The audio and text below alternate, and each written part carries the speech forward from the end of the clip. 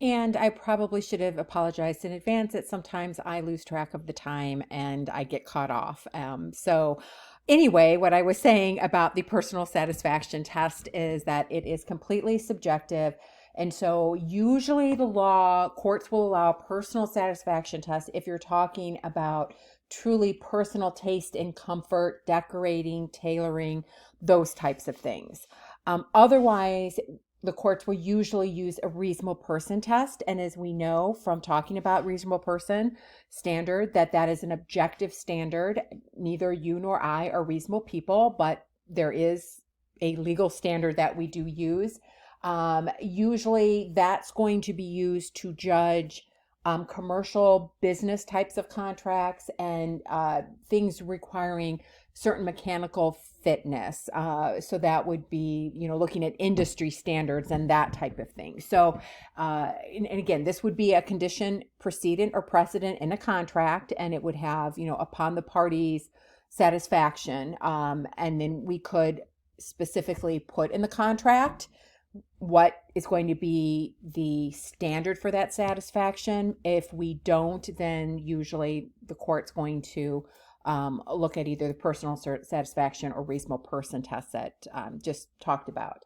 You can also have time of performance may be a condition as well. If you can get it here by such and such a date and time, then we have a contract. The fact that it's not an enforceable contract until they meet the time requirement, then once they do, that condition becomes a covenant and it's an enforceable contract. Another type of condition is condition subsequent. Condition subsequent is when the contract provides that something either has or has not to happen that will excuse performance of a contractual duty. So, an example of this, going back to the employment situation, you are coming in for a job, and I am going to hire you. And I tell you that you're hired unless you fail a drug test. Okay.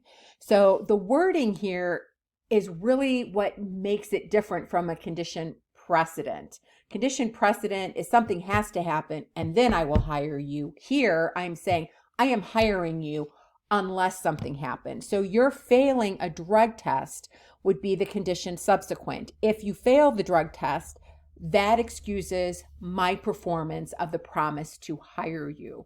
So I will say that the condition precedent and subsequent, these concepts can get kind of dicey because they seem so similar sometimes in practice.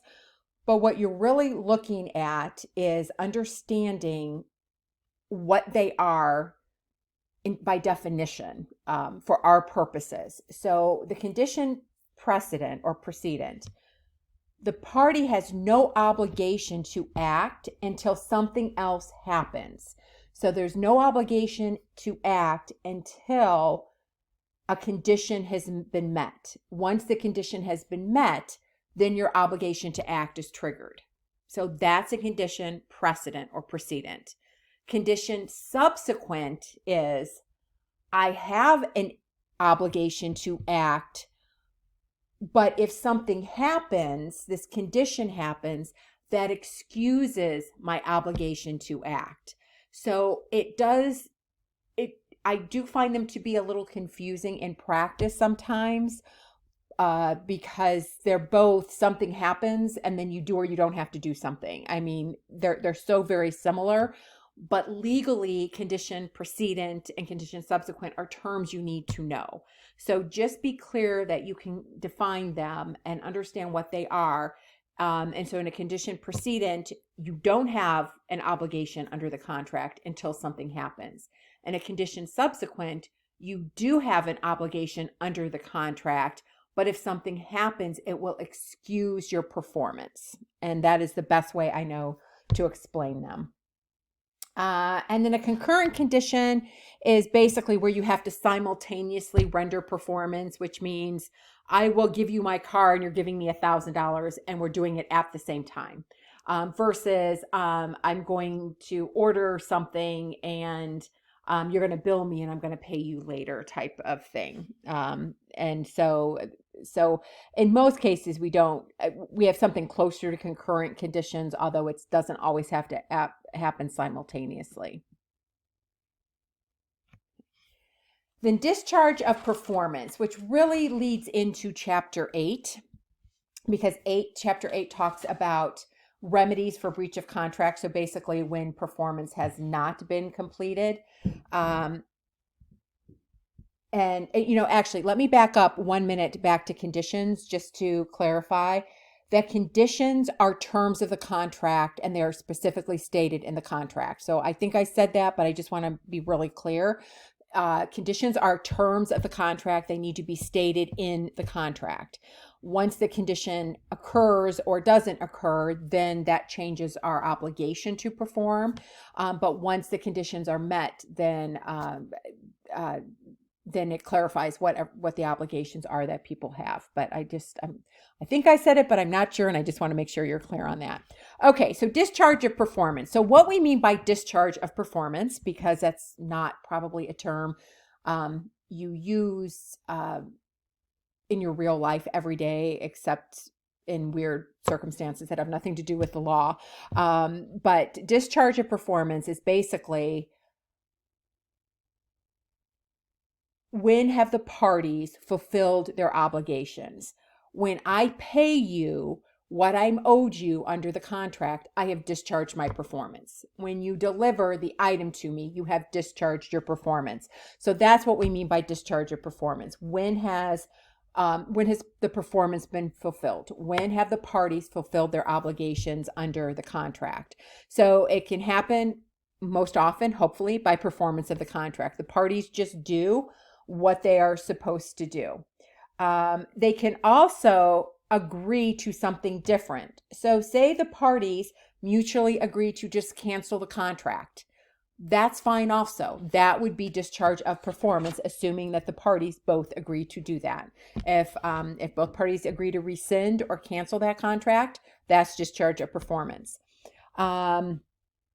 Impossibility of performance. So impossibility, we are talking here objective impossibility. And so what we mean is it cannot be done, not I cannot do it. Okay. You don't get out of a contract unscathed just because you're like, I can't do it anymore. I don't have time. I don't have money. That's not what we're talking about. We're talking about objective impossibility.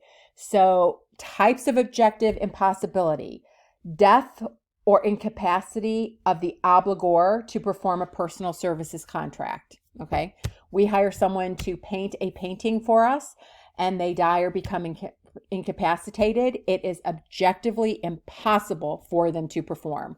That would discharge performance. We could not sue that person's estate for breach of contract because of the impossibility of performance. Destruction of the subject matter of the contract. So we're going to come back and talk about this when we get into the UCC, because obviously the risk involved with something happening to the goods or the land or whatever is something that can be taken into account in the contract.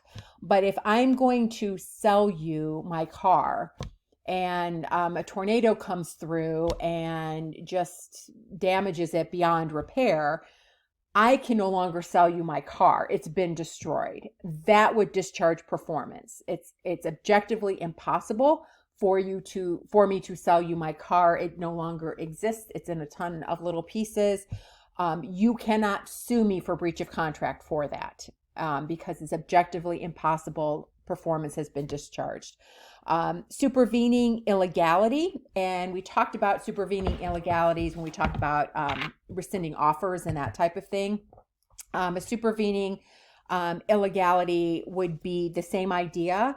We enter into a contract, and then after we enter into it, the law changes that makes performance impossible. Okay. If it's illegal or against the law before we enter into a contract, we don't have a valid contract because the contract's illegal. But this is at the time we enter into the contract, it is a valid contract and there's no issues. But then the supervening illegality, which means it happened after we entered into the contract, would make it impossible. And at the bottom of page 174, they give an example of this. An art dealer contracts to purchase native art found in a foreign country. Contract is valid when they enter into it. Foreign country then enacts a law forbidding native art from being exported from the country. So now it's illegal. It's impossible. That discharges performance. So I cannot sue the other party for failing to sell me the art because the law has made it impossible and is objectively impossible. So those are the types of things there that would discharge performance.